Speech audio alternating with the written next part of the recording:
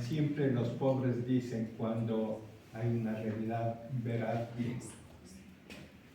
Verás bien.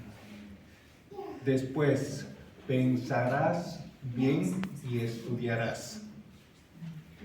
Luego, harás bien. Y esto es lo que vamos a hacer. Yo quisiera que del folletito que tenemos abran la página 17. Sepa la diferencia entre militante e militonto. Militonto es aquel que se jacta de estar en todo, practicar en todos los eventos y movimientos, actuar en todos los frentes. Su lenguaje está lleno de explicaciones y los efectos de sus acciones son superficiales.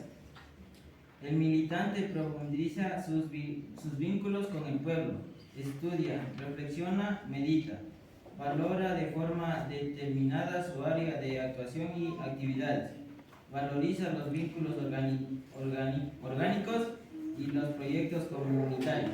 Jesús también mira la realidad y habla en parábolas. Y solamente la parábola del buen samaritano. Él que dice que pasaban por donde ha saltado tres personas, el sacerdote, el levita y el samaritano. El sacerdote vio y pasó de largo. Nosotros también podemos ser lo mismo, ver y pasar de largo. El levita también, ¿qué hizo? Pasó de largo. ¿Vio o no vio? Sí, vio, pasó. Y según el Fray Beto que hemos leído en la página 17, que dice, el militonio, ¿no es cierto? Que sabía que iba a rezar, pero no hacía nada. Y finalmente, ¿quién es? Pasó el samaritano. El samaritano, ¿qué hizo? Le ayudó y le dijo que le encantó, le llevó en su...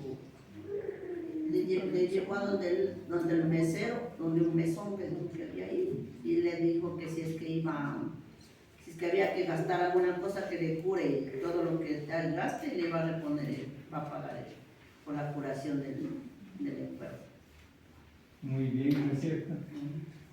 Verás bien, pensarás bien y harás bien. Por la hierba pisotear, por los años